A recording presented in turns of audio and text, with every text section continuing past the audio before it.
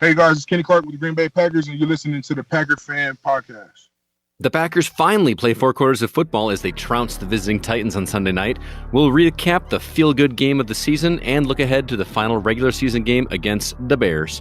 As always, we've also got your listener feedback all next on your Packers Fan Podcast.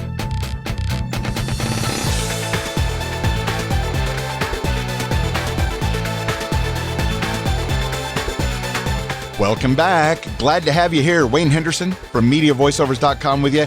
And I'm still blown away at all of the magic that came out of Lambeau Field in the snowy Sunday night game. It's a Christmas miracle. Woohoo! I'm Scott Clark from The Gaming Outsider, and what a fun game that was to watch last night. It really made me hopeful for the playoffs more than I have been all season long. On this week's Packers Fan Podcast, we'll talk about that fantastic win over the Titans in the snow. Then we'll be sharing more of your voicemails, emails, and other feedback.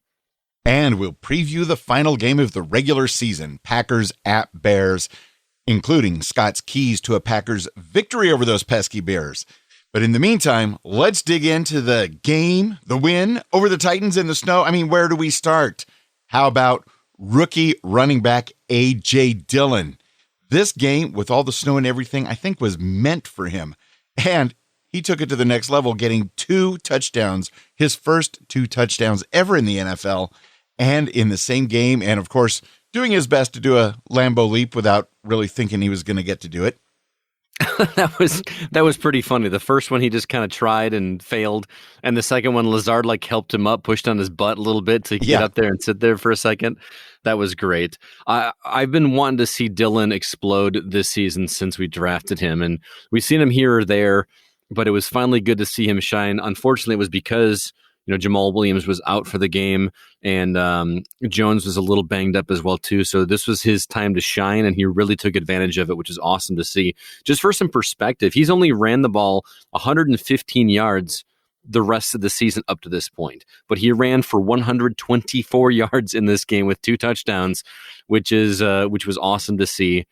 He has potential to be a powerhouse for us, and I cannot wait to see what he does for us through the rest of the playoffs. Indeed. Also, we can't not talk about Davante Adams. Those 2 words just ring so true to Packers fans right now. He truly is a legend, not just for the Packers, but for the league. He's incredible to watch at work. He had 3 touchdowns this game, some incredible catches.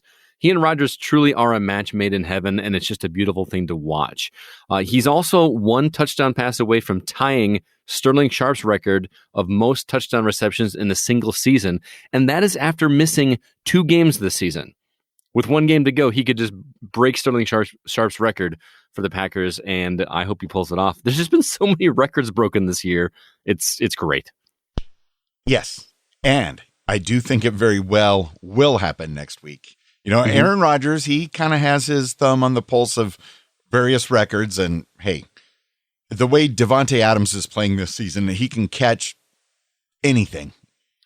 I got to say, too, I never noticed it until this game because they highlighted it with the cameras. Have you ever watched Davante Adams' stance and his first movement that he takes when he jumps the line?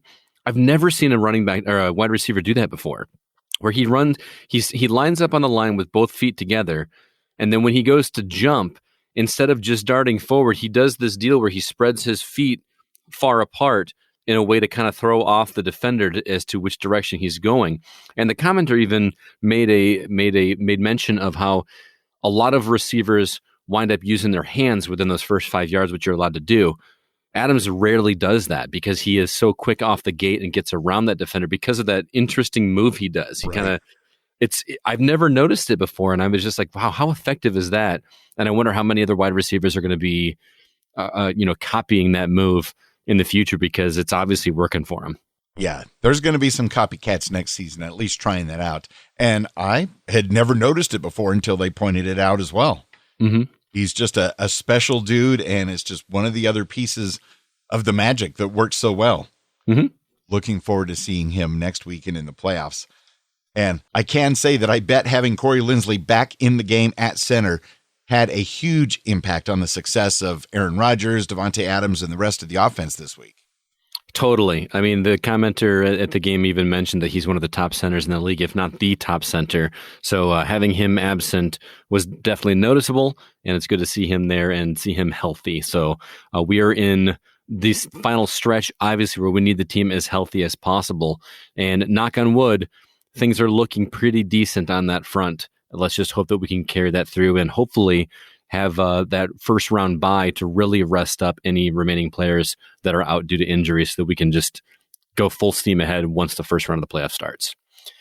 Also, we had a really great interception by Darnell Savage, who is, I know I'm a Packer fan and it's easy for me to say this kind of stuff, but I love that we have so many recognizable names on both sides of the ball. You know, and Darnell Savage, just an incredible player to watch, and he had this awesome pick. He almost had a second one in the game. Yeah. He's just having a stellar season, and that pick was a key moment in the game for sure. And I hope that continues. Spoiler alert, there's a little bit of that to be said in my keys to victory against the Bears next week. Ooh, teasing the good stuff. Mm-hmm. Yeah, I wouldn't be surprised if next season I might need to get a Savage jersey. Because who doesn't want to walk around with a jersey that says Savage right on the back? It's just a great name. It is. I'm always jealous of some people with their awesome last names. There's a dude on, I can't remember which sport it was, but his last name was Slaughter. Like nice. What a great. Nobody would mess with you in high school if your last name was Slaughter. Good point. And we touched on the snow earlier, but it really was magical. It all the scenes inside Lambeau, outside Lambeau, it was beautiful. And although I don't like all of the end zone camera celebrations we've had this season, because of COVID, you do have to smile when you see football players sliding in the snow on their way to the camera, because that just wins. And it was extra special because we did have some of the area first responders sitting in the stands, in addition to, I think, some friends and family or things like that, employees. So they said we had about 1,000 people, which, we hold 80,000, and the 1,000 did make some noise. And I don't care how much money was spent on the new Rams Chargers Stadium or the new Raiders Stadium. There's no way to match the beautiful, classic look of Lambeau Field, period. Best ever. I totally agree. I cannot describe the emotions I felt the first time I walked out and got to see Lambeau Field for the first time. Granted, it was several years ago, but that magic still holds true when you go even today. Obviously not for us today, but last season when I went, just walking out and just overlooking and just knowing how much history took place there, and it feels like coming home. It really does. Also, the defense really did step up this week. I mentioned last week that we really had to contain Derrick Henry, and they did so. They held him to only 98 yards, which is huge. This broke his streak of 9 consecutive games with 100-plus rushing yards. There's something to be said about that. Did the weather have a factor in that? Possibly. But still, we're the first team in 9 weeks that have been able to keep him under 100 yards. That's saying something about our defense. I know we rag on them all the time about their lack of consistency. They were consistent this week, almost 100%. Yeah, and the fact that we held a seasoned pro like Derrick Henry below 100 yards, and yet our rookie, A.J. Dillon, was just rolling. Mm-hmm. I just love how many just different pockets of greatness we've got all around the team on both sides of the ball. It feels great. And I know I did just get done speaking all this positivity about the defense. And I know we got to talk about lowlights, which thankfully there weren't that many for this game. I feel like we haven't had that many. I did get a little nervous. We did allow 2 touchdowns in the span of about 3.5 minutes. So I was worried. I think I actually remember texting superfan Aaron Peterson, who said, "Oh, here's the Green Bay defense we know and love." Was worried that we weren't going to be playing 4 quarters of football like I wanted us to. Thankfully, that was where the Titans' success waned after that. Not you, Wayne. It faded, faltered, whatever word you want to use there. And that was the last time the Titans scored. So it wound up being, all right, we're back to fundamental football. Everything was just so methodical about this game. It's just that 3.5 minutes made me nervous for just a minute. Just for a little bit. And I do have to say, seriously, we let Ryan Tannehill run the ball halfway down the field for a touchdown. It wasn't the greatest fake play in the history of the world. The fact nobody got him, it was just a little bit shocking. And maybe that was even in that same 3.5 minutes because there was just too much going on. And Derrick Henry did start to get a little warmed up in the fourth quarter, but fortunately, it was a little, too late. So considering that, we pretty much held him in check. I guess that's a huge plus. I mean, there's not much else, just a few other tidbits, right? Well, yeah, I mean, we can't expect perfection, right? But we talk about the lack of tackling and watching Tannehill go down that 50, however many yards, and you just see him running out of gas, and he's not the fastest rushing quarterback. Why we couldn't? He wasn't even touched, man. There wasn't even a chance to tackle him. He just kind of pranced his way down there. I just really didn't get that at all. But like I said, thankfully, that's about where things ended for the Titans. So, you know what? It's also got to be said, we did get away with one. I know that we talk about penalties and whatnot. Jones ran one all the way down to the 7-yard line, but his foot was out of bounds around the 36 or so, and it was not caught. We did the slightly skeezy thing of snapping the ball on the next play before it could get reviewed. It would have been called back. Now, granted, it wound up not mattering too much considering the score difference, but still, I don't like earning yards on bad calls, especially when we wound up scoring on that drive. And the ref was looking right at him. I watched the replay. He's staring right at Jones. His job is to stare at his feet and make sure he stays in bounds. I even saw it. Granted, I'm sitting comfortably on my couch watching this. As soon as it happened, I said, I think he stepped out of bounds. My wife was like, no. And went back in the replay, and sure enough, that left foot was out of bounds, and it got called back. I just want a fair game, man. Okay, Scott.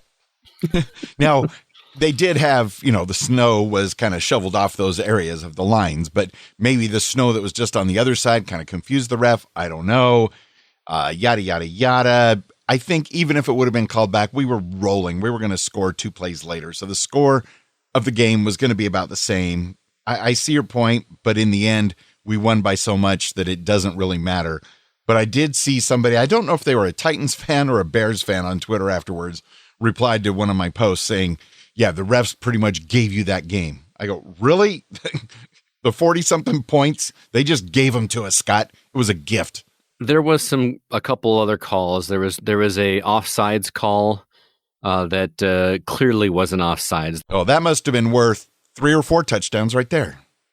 I mean, you're looking at potentially 2 because that one was that wound up setting up a 4th down. I know, or but it was supposed to be a 4th down. That we got a 1st down. So, but a couple plays before that, there was a non-call that should have been called. I would like consistency by the refs, but in the end, it kind of balances out. Mm-hmm. We won handily, and whether the refs were even there, we still won handily. True. So, now, normally I'd be a little bit concerned at this point about the missed field goal, missed extra point, things like that. But considering the weather, really, what can you do? Besides, since it was such a huge victory, the rest of the team pulled up the slack. Mm-hmm. And we also missed a 2-point conversion the second time when we tried to make up for it. I was hoping that wasn't going to burn us. And I'm always doing the mental math. It was a weird score, 19. I think we were up 19-0 at one point, and I'm thinking, yes. Well, going for a field goal, isn't going to even things up, or, I just. But it wound up not mattering. So thankfully, we didn't get burned by a miss, and Crosby, he's super consistent the rest of the season, and the weather was a factor. Although the players weren't slipping.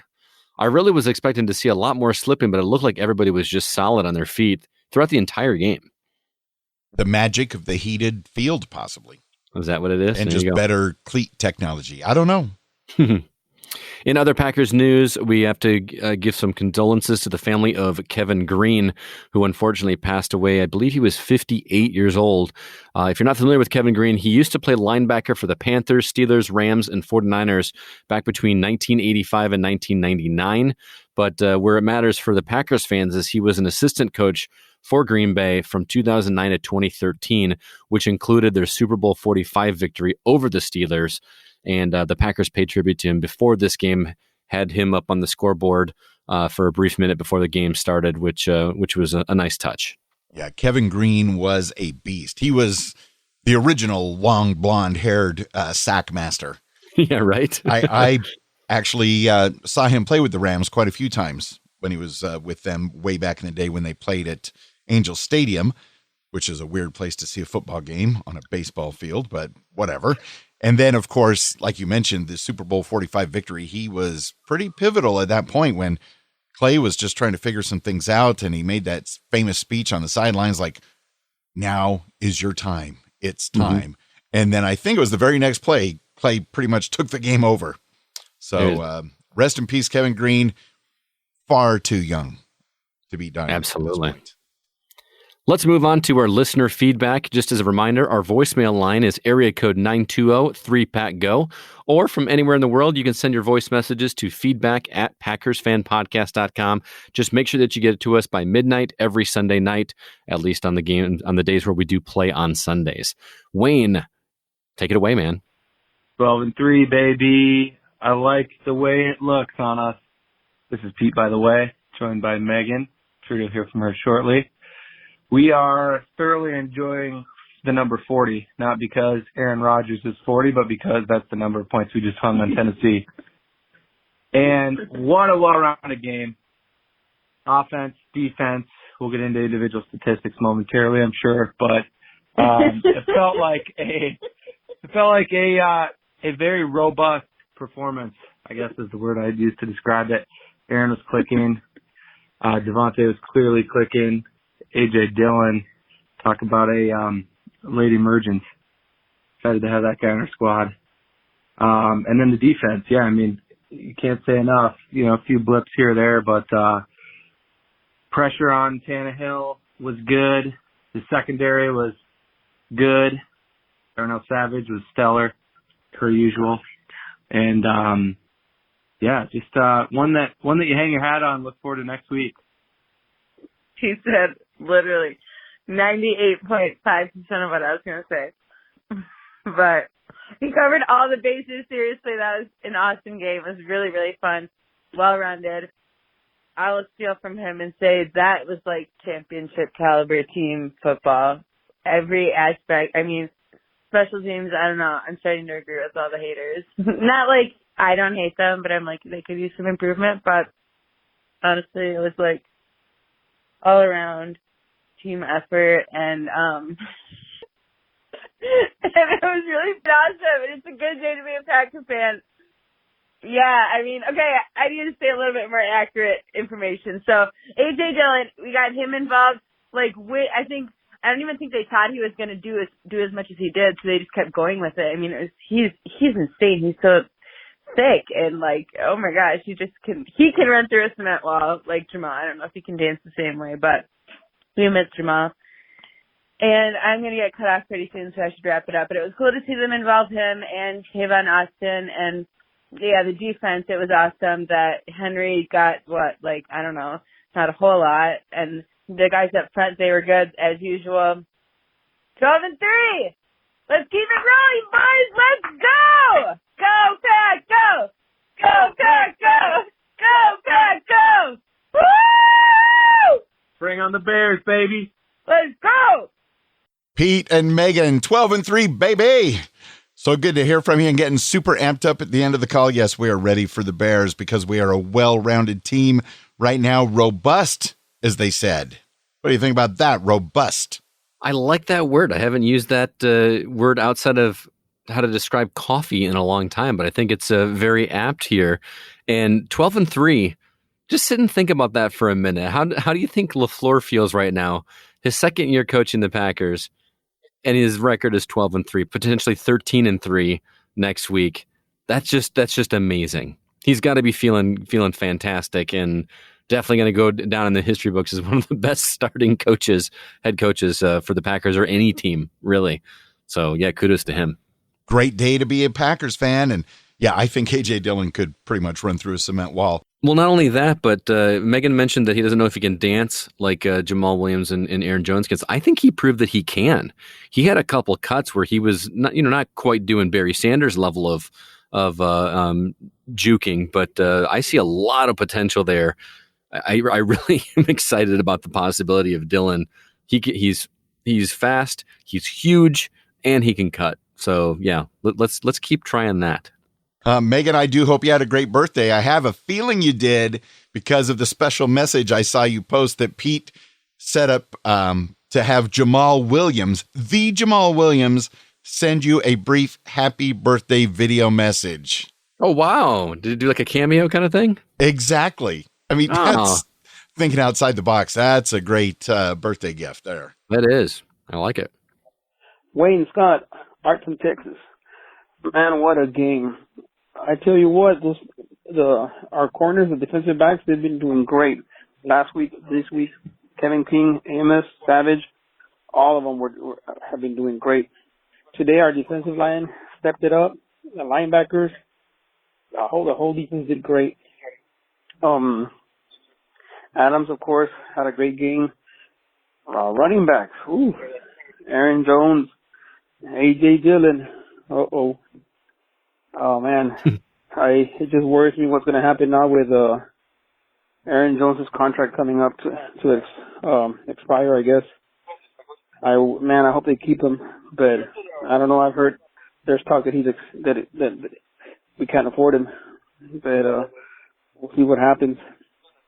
Well, it's great to have a first round bye and then home field advantage. Man, I hope this goes great. Awesome, really, really, really good game. Thanks a lot, guys, for your podcast, and go Pack Go. Well, thank you, Art, for your message, and thanks for listening. We do appreciate it. I agree with pretty much everything you said. I really hope that first round bye happens. I know a lot of people were worried about how we come out of a bye week, but I think going into the playoffs is going to be a different story than a bye week during the season. But yeah, I don't know about Aaron Jones and his contract being up. He mentioned that we might not be able to afford him. I get that. It would be a bummer, but I'm still okay with Williams and Dillon if that's what we're left with. That still feels pretty solid for a running back core. Yeah, I see that, as far as the team goes, it's kind of a win-win. But I don't want to lose Aaron Jones. He's such a great personality. He seems like a great guy. He's got the style, the sombrero, the sunglasses, and all of that great stuff. And he does the work and he makes things happen. Was he the one wearing the crown, by the way? No, I think Devontae got the crown. I think. Was it Devontae? I lose track. There's so many shenanigans happening last night. They said the announcers were saying they actually interviewed him wearing the crown earlier in the week, and then he put it on again for the game, which is pretty cool. When it first appeared, I thought it might be one of those paper crowns from Burger King, but it was Burger not. King. Yep. Because hey, you can't say BK on this podcast, man. You're going to make another burger joint really angry that we're talking about them instead. Pretend I never said that. Go Pack Go! Go Pack Go! Go Pack Go! Hey, this is Dan from Indy, not to be confused with Dave. For some reason, the last 2 weeks I've been called Dave, but that's all good. We won 40-14. What a great game. What a complete game. All four quarters, except for maybe coming out of the half, a little bit soft when I think was Ryan Tannehill had that quarterback scamper into the end zone, but hey, I'm ecstatic.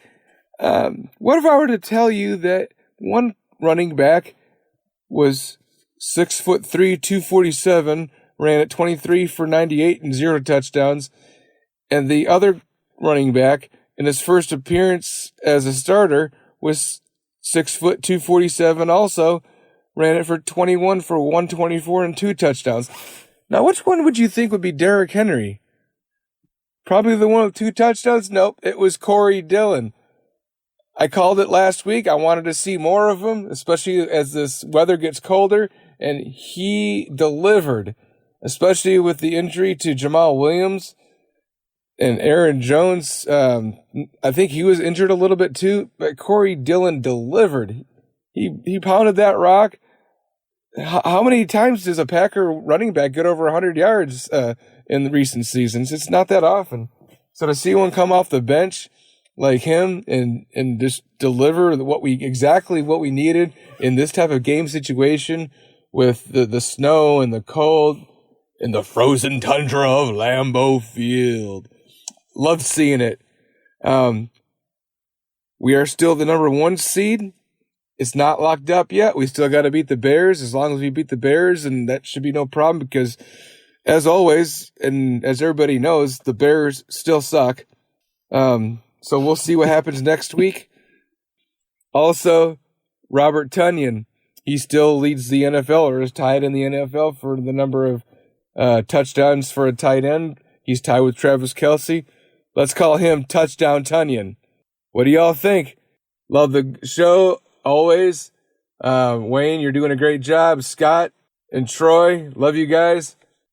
Go, Pack, go! Go, Pack, go indeed. Dan, apologies for calling you Dave over the past couple of weeks. It sounded like Dave on the voicemails, and, well, we apologize. And how about the quarterback scamper by Ryan Tannehill? Scamper. There's another one that we need to work into our vocabulary. Scott? Yeah, we got all kinds of crazy words, but I like what Tony used here when he said scamper. That seemed very, very fitting. Oh, now it's Tony? Well, yeah.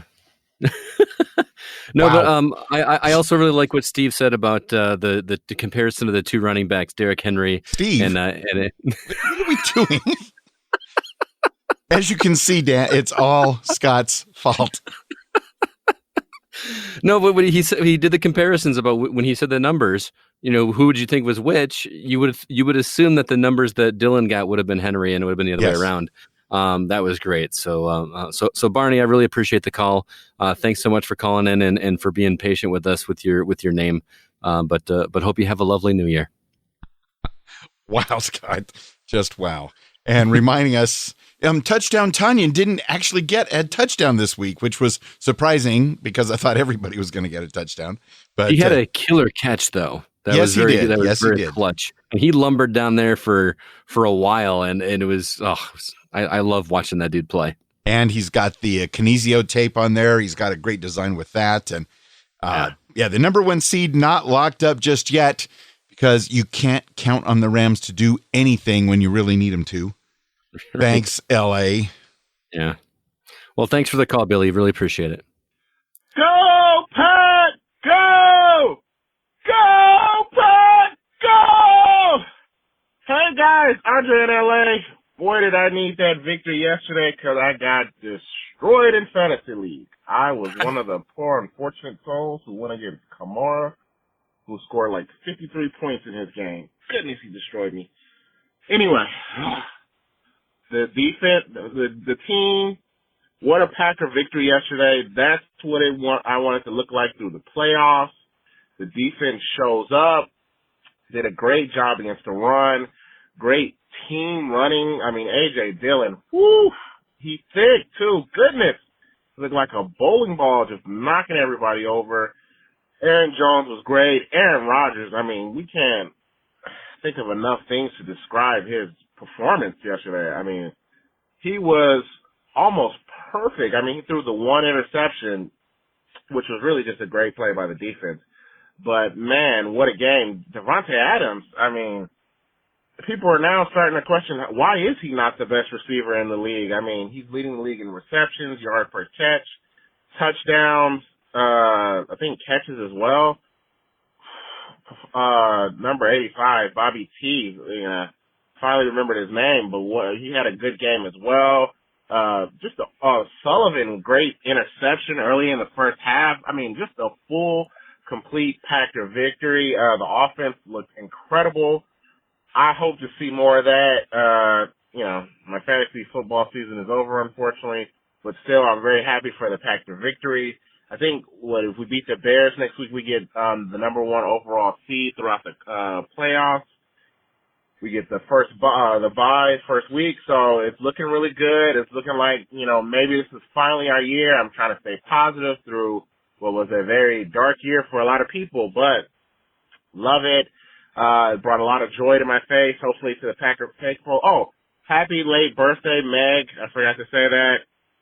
Green and gold till I'm dead and cold. Love you guys. Hope you guys had a great Christmas and a Happy New Year. Go, Pack, go! Andre in LA. Thanks so much, Andre. Always good to hear from you. I love his reaction to just saying A.J. Dillon's name. He almost had a little Ric Flair moment. Woo! That was pretty cool.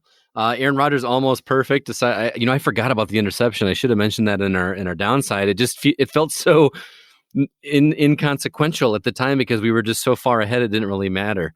I love the positivity from Andre, and it's always great hearing from him. Sorry about your fantasy team, but yeah, Kamara, holy cow.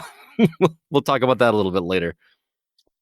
Yeah, that poor fantasy team of yours. Sorry, Andre and Devontae. Yeah, I think he is the best wide receiver in the game, and everybody is on notice at this point. And if we make it to the Super Bowl, there will be no denying it. Yeah, I mean, I know I'm biased because I'm a Packers fan, but I'm struggling to think of who would be in contention at that point. Who's nearly as good stats wise and just those amazing grabs. It's granted I don't watch every game, but again, I'm biased. And with Odell Beckham Jr. out injured this year, I mean, Davante Adams is the one making the craziest catches out there. Just amazing. Yeah. I've always wondered because, we keep talking about MVP talk and everybody is saying, is it going to be Rodgers? Is it going to be Mahomes? And, there's arguments about whose numbers are better, who's coming through in the clutch, but why is it always a quarterback? I mean, I understand that you have to have a quarterback to throw it to a running back. I always wish that they had, an MVP for each of the major positions sometimes, but I guess it would make it less special. You just want to vote for J.K. Scott because his name is Scott. Yeah. Whatever makes Scott a winner. Doesn't happen often.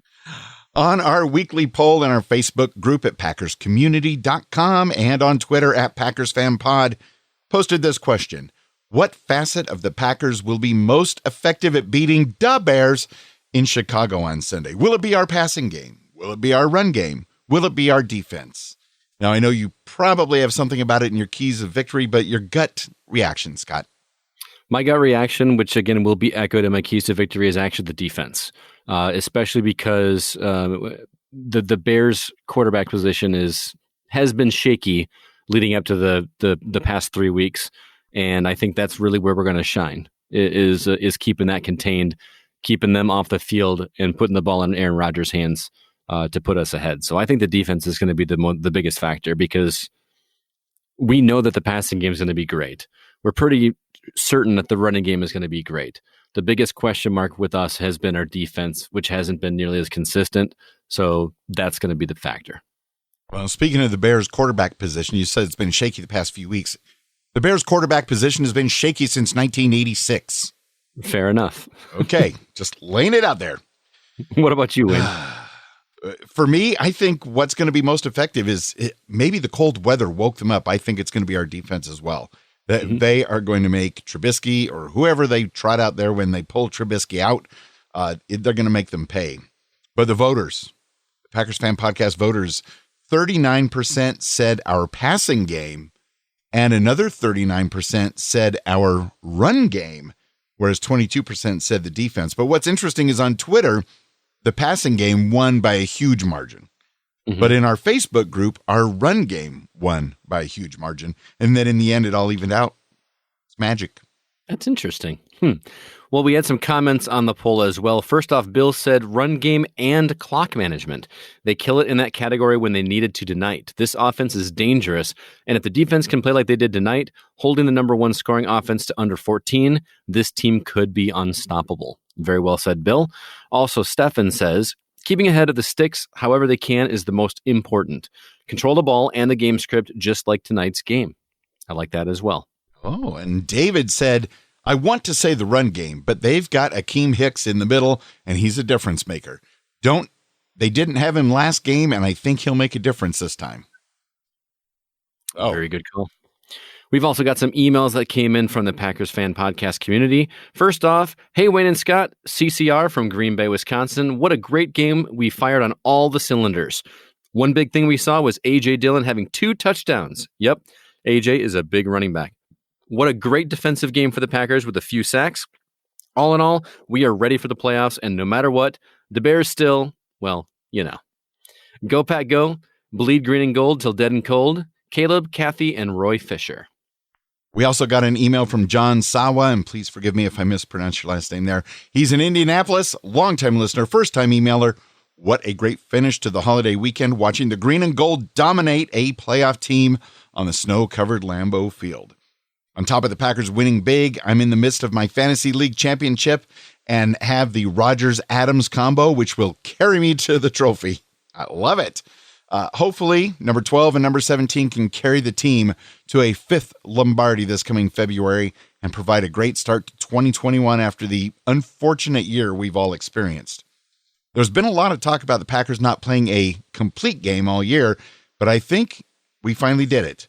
While there's been a slight defensive lapse at the end of the second and the beginning of the third quarter, the rest of the game was utter domination. Al Michaels and Chris Collinsworth kept talking about Devontae's footwork, and I've got to agree, he was able to do just about whatever he wanted to do out there, even with the field positions. Part of me is glad that the Week 17 game is against the Bears, and that the fact that it still has playoff implications at stake.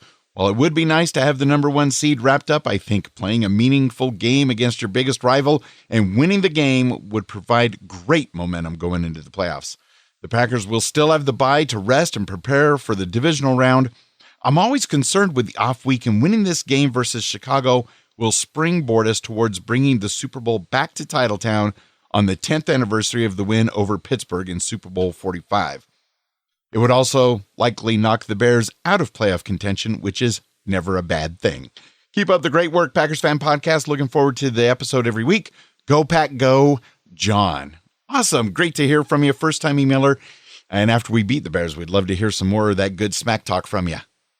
Absolutely. I still want that bye, though. I know we've struggled, but the playoffs are when you want the break. Yes. And you don't want to have that risk. It's one thing come out of a bye and you lose the game after that. That won't necessarily knock you out of the rest of the season. These games will, and we need that. We need that break, and we don't want to take that risk. All right, next one. We had another email that started out with about 15 Go Pack Goes at the beginning.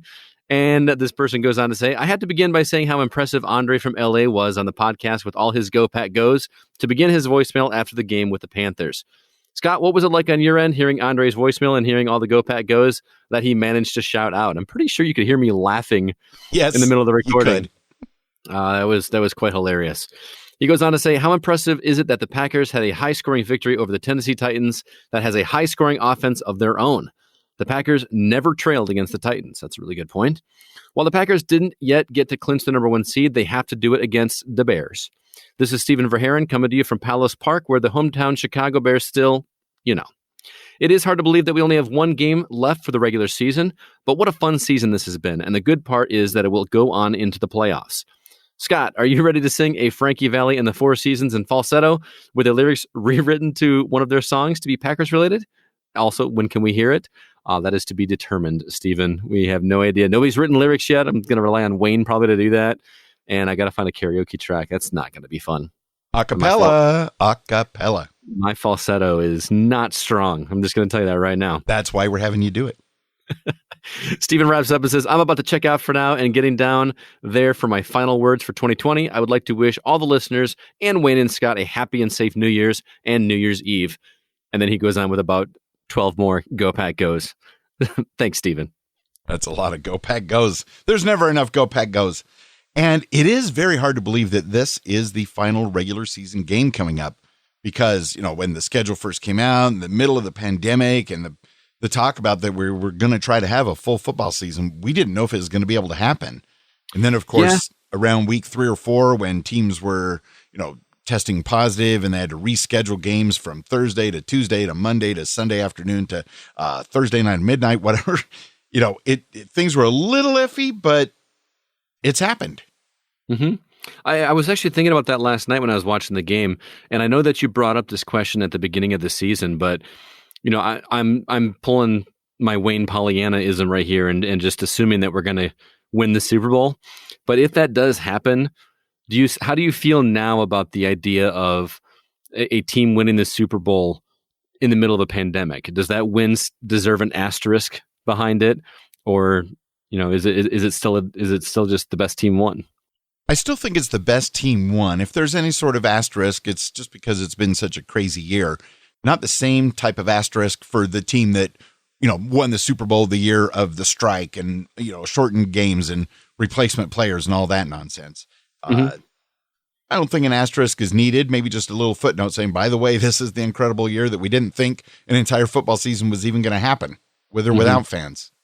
I've been meaning to ask, what was the reason for dropping the 2 first-round buys in each conference? Why did they only do 1? Is that just a normal rule change, or did that have something to do with the pandemic? I just think it's something they want to do to try to get more, it's 2 more playoff games that get to be televised and more money for the NFL. I just think it's all about money. That's a bummer. I don't like the only one spot. Me, granted, it does make the last couple games of the regular season feel a bit more playoff-ish, because there feels like there's a lot more at stake and, all around. Because look how many players are in the hunt still. It's just, they had that one guy on TV last night during our game that had like he was, I don't know how to describe it. If you've ever seen that show, It's Always Sunny in Philadelphia, they got that meme of the guy up with the board with all the pieces of yarn connecting everything. He reminded me of that scene where he's just up there like, this happens and this happens and this could happen and then this team would get in there and the number 6 seed, and it's that way every season. But I don't know. It just seems more fun when there's 2 spots. And why mess with something that's worked so well for so long? Yeah, it's not broke. Don't fix it. Yeah. So, and later on in this episode, stay tuned. There's talk of even more changes. Oh, I just don't know where to go with it all. But yeah, it's just going to be interesting to see how it plays out. And still, the NFC East is going to have a horribly losing team record. Could you imagine if that team makes it? Like, it would just be the most insane thing ever. They're luckily, as far as the respectability of the NFL, none of those NFC East teams are going to go anywhere in the playoffs. It would take a miracle. They're all still playing pathetically bad. So with that, one more email came in. Go Pack, go! That game tonight was the most complete game the Packers have played all year. Now, to the defense. I like to look at the last 4 games when judging a team. By the way, this is Scott Boris from Green Bay. I love having the names introduced in the middle. I know, it's like become a thing. It just cracks me up. It's a lot cooler than only one team getting the number 1 seed, but whatever. The first round bye. Scott continues. They have given up 16, 24, 16, and 14 points. Hope that helps with your doubts, but I'm worried about the special teams. They need to be fixed. I truly believe if they play like they did last night, they will be hoisting the Lombardi Trophy. And even if they don't, remember, every team that gets to the playoffs, only one team's season doesn't end with a loss. And almost every team would love to have the success the Packers have had for as long as they have. Go Pack, go. Thank you guys for the great community and the podcast you created. Awesome. Great to hear from you, Scott Boers. Go Pack, go. Thanks so much, Scott. I've actually met Scott in person in Green Bay. Really? I think I might have told you this story before, but my wife ran a marathon that ended in Lambeau Field, and I met up with him for a beer, and he's like the nicest guy. So I actually talk with him on Messenger quite often. He's a really good guy. Also, we had some other content from the Packers Fan Podcast Facebook community group. First off, David shared a new article from NFL.com that says the NFL is planning to expand the regular season to 17 games in 2021. Oh, boy. A historic move that would generate new revenue and could at least slightly soften an anticipated drop in the salary cap next year, sources say. An announcement may not come for weeks, if not months, since the NFL must first negotiate at least one new media contract in order to make the move to 17 games in 2021, per the collective bargaining agreement. But as one team source apprised of the discussion said, quote, "We're all anticipating it's going to happen," unquote. In turn, the preseason would be cut to either 2 or 3 games. There still would be 1 bye week per club, extending the total regular season to 18 weeks and pushing back the Super Bowl into the second week of February.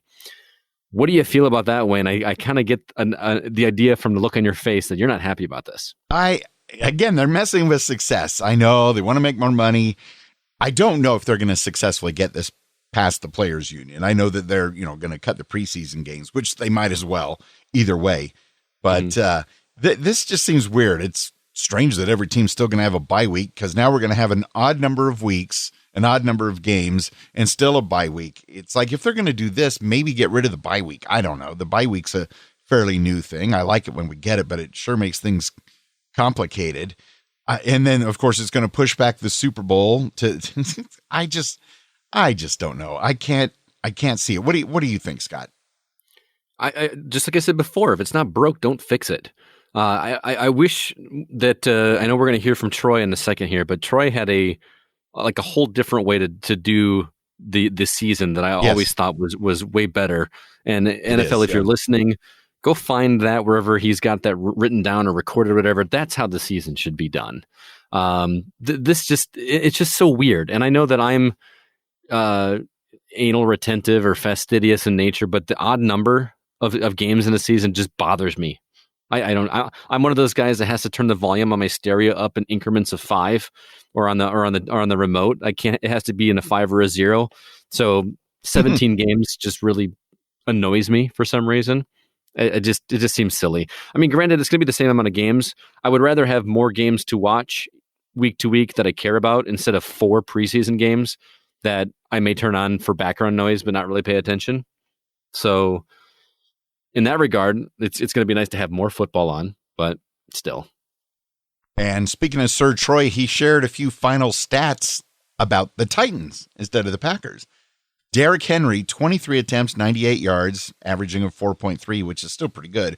Ryan Tannehill, 3 attempts for 55 yards, 1 TD, an average of 18.3. Darrington Evans, 1 attempt, 3 yards, 3 average. So, not the Titans' best day. They, of course, have plenty of time to recover. If they win this week, they still have a good shot at the playoffs in the AFC. But, wow, the AFC also has some teams that are going to be hard to beat. So, we'll see. Absolutely. Also, Granny Cheese, also known as Dawn, says, people said the Titans wasn't going to be easy. Our defense isn't good enough. Well, 40-14 sounds more than good enough to me. Have faith in your team. Give them credit where it's due. They've worked their butts off this season, and look where they are, 12-3. Our Packers are champions. That was one of the best, most fun games of the season. On to the next one. Go, Pack, go. Texas loves our Packers. Thank you to everybody out there for all your calls, emails, comments, and support. You too can join the Packers Fan Facebook community and be part of the conversation as well over at packerscommunity.com, especially on game day for our live games discussion thread. You don't want to miss that out. Hundreds of comments just going on throughout the entire game. Lots of memes, lots of GIFs. You're going to want to be there. Fun stuff leading up to the game and all that good stuff. So let's look to the future. Your 12-3 Green Bay Packers head to Chicago to play whatever their record is. It doesn't matter. They're not going to make the playoffs. This coming Sunday at 3:20 p.m. Central. Yes, they flexed another game. It was going to be at 12 noon. It's now the late game. I guess that means more people get to see it. I hope it's being shown here in Southern California. If not, there's always a way. All time in the series, the Green Bay Packers lead 100-95. And those 6 ties that will forever be there for us to mention. The rivalry began in 1921 and is the league's most played with 201 regular season and postseason games. However, both meetings between the Packers and Bears were canceled in 1982, making the Lions-Packers the longest continuous rivalry, like we mentioned a few weeks ago. They've played each other twice every season since 1932. And after beating the Bears 4 times in 2011, the Packers became the second team only to ever in NFL history defeat the same opponent 4 times in one calendar year. What a stat. Yeah, the Raiders beat the Broncos 4 times in 1994. Former Packers tight end Jimmy Graham is now a Bear, but better, though, is former Bear Adrian Amos is now a Packer. And with about 6 days until the game, the weather forecast could change by minute. But right now it says it's going to be mostly cloudy and freezing, but dry this time at kickoff. Yep, bring on that cold weather. It is definitely December football for sure. And let's keep beating the Bears. Maybe 4 times again this calendar year would be very, very nice indeed. Absolutely. Let's go ahead and move on to my keys to a Packers victory over the Bears. I did tease a little bit of it earlier on, but let's go ahead and jump right into it. First off, we need to capitalize on the weakness at the quarterback position. While it's true that the Bears have had an explosive couple weeks, keep in mind that those wins were against the 4-11 Texans, the 6-9 Vikings, and the 1-14 Jaguars. The Bears are far from a terrible team, but having good games against those teams shouldn't mean much when they've been so inconsistent at the quarterback role. This is the time for Savage and the rest of the secondary to really step up and shut down pass attempts. Turnovers should be the number one key to stopping the Bears from their chances at the playoffs. Number two, the Packers should treat this game like a playoff game.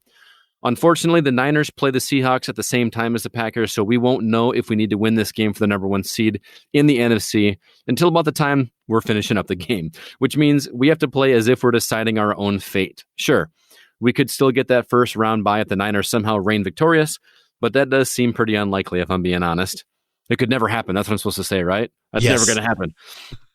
At this point, we're fighting for the playoffs to go through Lambeau and an extra week of rest before our final three games. Even though a loss this week won't knock us out of the playoffs, we need to treat it as if it would. Having that right mentality will go a long way into securing our path to the Lombardi Trophy. Finally, pray for snow. I know. Bear with me. I am a little bit convinced that the weather was a huge factor in allowing us to contain Derrick Henry last week. The Bears do have David Montgomery, who's averaging 5.1 yards per carry over the last month. Again, consider the opponents, but still, the Packers' defense is still far from the best in the league. If we can't rely on the snow, the focus should be on stuffing anything they throw at the line. Rodgers and his offense will assuredly have a fantastic day, so the defense needs to avoid this turning into a shootout. Keep the offense on the field and allow the Packers to get an early lead, much like during our last matchup with the Bears. If we play all four quarters like we did against the much stronger team, in this case the Titans, it should be in our favor by the time the final whistle of the regular season blows. And there you go. I love it, Scott. I love it. Well said in all three keys. I mean, we definitely want to pray for snow. And if it does turn into a shootout, which we don't necessarily want, I do think that we'll just have to score more points than the Bears. But let's go ahead and just shut them down. Is that how that works, Wayne? We all I have to do is score more points and we win? I have heard from the analyst on television. That's what he said. Yeah. Thanks, John. Well, let's go ahead to our score predictions for the week. Last week, it doesn't even matter what the points were. I predicted that the Titans were going to win. Wayne predicted that the Packers were going to win. So Wayne obviously gets the point. We don't even really care about the differentials. And unfortunately for me, that brings our 2020 season wager of fun up to a score of 10-4 in favor of Wayne. So yeah. Or did you bump that down to 9? I had already bumped it up to 9, and then you bumped it up to 10. And unlike our feelings about whether or not the running back was out of bounds and we got the free play and all that stuff, I wanted to keep it on the up and up. Look at you. Like it matters anyway. You already won. I cannot get 5 more wins. Even if we don't get the number one seed, that's still only 4 games. So I am officially out of contention. And warming up your voice. Yeah. Goodbye, stranger. I don't know. It's falsetto. It's about as good as it gets. All right. So even though it doesn't matter in terms of our wager here, let's go ahead and share our predictions for the game versus the Bears. I'm going to say Packers 35, Bears 30. I think this is going to be a very high-scoring game, especially if there's not going to be any snow on the ground, keeping us from slipping. I think this is going to be a gridiron game. 2 hardcore rivals that have hated each other for a long time. They both want it. The Bears need it in order to stay in the playoffs, and the Packers need it to get that number one seed. Both teams want it really badly, and it's just going to be a fight tooth and nail. I think it'll be very high scoring. 35-30, Packers edging. 35-30. Okay.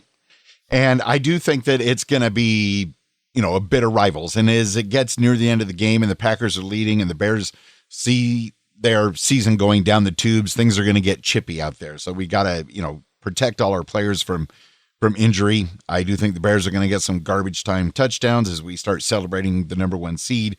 We will still win though, 31-27. I would like to think that we would have a much more of a game like 40-14, but I don't know if our defense can do that 2 weeks in a row, but I'd sure like them to. All right. So this game is worth 5 points, right? Is that what we decided?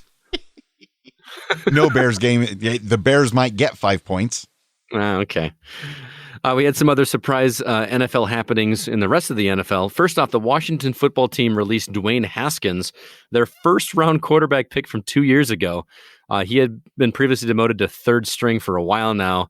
Outside of the game, he had made some bad choices in terms of wearing a mask at parties, not wearing a mask, I guess. Yeah, right.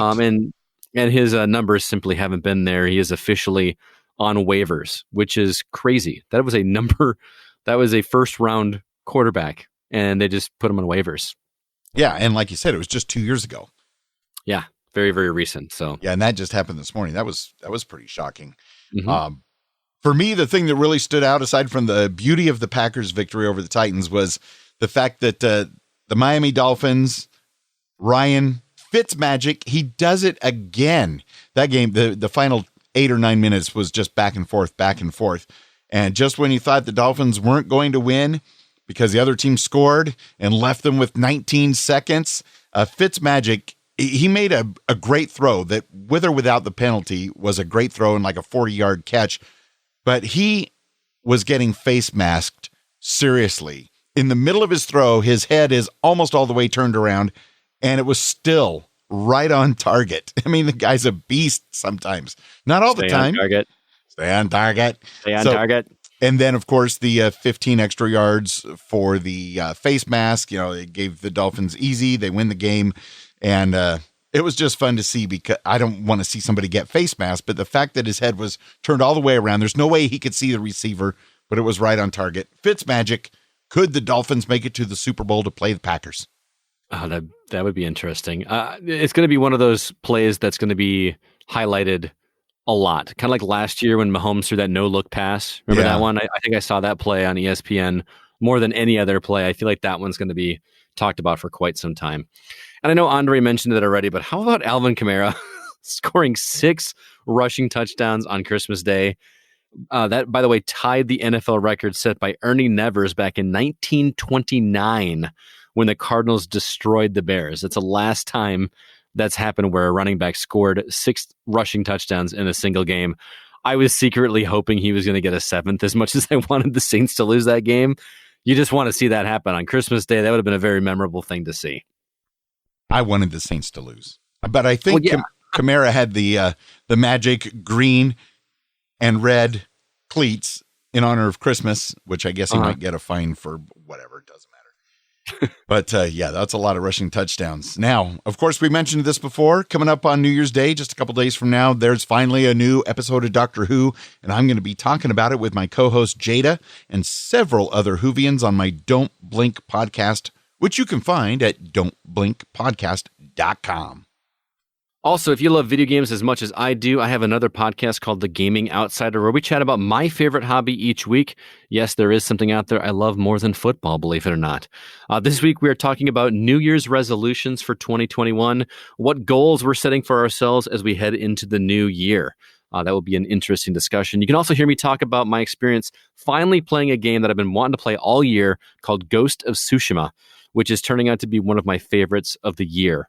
I have played about 2/3 of the game. Cannot put it down. It's fantastic. You will not want to miss my discussion on that this week. The website is thegamingoutsider.com, and you can listen to our weekly podcast at the same place you listen to this fine show. Nice. I'm looking forward to hearing that, because I've seen some YouTube videos of some people playing that game, and the scenery and everything just looks spectacular. Yes, it is. It actually won Best Art Direction at the Video Game Awards, which is basically the video game version of the Oscars. It is a stunning game, not just in terms of graphics, but just what they've put together in terms of sheer beauty as you're walking through feudal Japan. It's gorgeous. It's a lot of fun. Normally, when I'm watching things on YouTube, I don't necessarily play anything that's in the recommendations, because usually the engine is way off. But they kept recommending that I watch this 90-year-old grandma in Japan playing Ghost of Tsushima. And so I had to check this out. 90-year-old grandma, and she is kicking butt. Oh, yeah. And she's got lots of views. It's just incredible. That's awesome.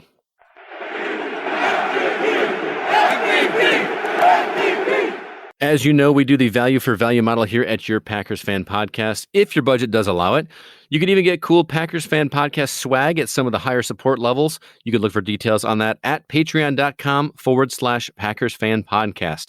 First off, Jim Ringo, good old number 51, was a true Packers legend, one you don't hear enough about anymore. Jim was a 10-time Pro Bowler during his 15-year playing career, which is pretty amazing for a center. With that being said, welcoming our newest Packers Fan Podcast Patreon MVP, Dan Dyler, throwing his hat into the ring at the Jim Ringo-inspired pledge level. Thank you so much, and go Pack Go. Also, huge go Pack Go for listener Bryant for all your Patreon support at the legendary Willie Wood level. And go Pack goes to our friends at the Texas-only Green Bay Packers Fanatics. Your AR-12 level support is fantastic. Also, some hearty Go Pack goes to our Brett Favre level Patreon supporters, Andre in LA, Lawrence Harvey, and Jeff Summerfield. And Go Pack goes for those brilliant Curly Lambeau level supporters, Beth Mintick, Joe Christensen, Matt Haig, Hank Davis from the TPE network of podcasts, and Remy Lavictoire. Thanks for all your support, financial and otherwise, and Go Pack Go. And at Hank Davis's TPE network, they've got the finale 2-part discussion of The Mandalorian. Oh, so good. So good. Part 2 is coming out any day now with the listener feedback section. Might hear a familiar voice in there. We'll see. The Unofficial Packers Fan Podcast, not yet affiliated with the NFL or the Green Bay Packers. So, in the meantime, remember to have our voicemail feedback number ready. It's 920-3PACK-GO. Have that programmed into your phones and ready to share your excitement because that big victory against the Bears is coming up and we want to hear from you. Also, if you can, please consider following us on Twitter at PackersFanPod. Or if you'd like to follow me, my handle is at GoCastScott, and Wayne's is at Wayne Henderson. And now, the Texas-only Green Bay Packers fanatics sending out some Go Pack Goes to help the Pack beat the Bears. This is Dawn down here in Texas, a.k.a. Granny Cheese. Hi, I'm James. Hi, I'm Kim. Hi, I'm Melissa. Hi, I'm Susan. Hi, I'm Carrie. Hi, I'm Lisa Montgomery, and we want to say, Go Pack Go!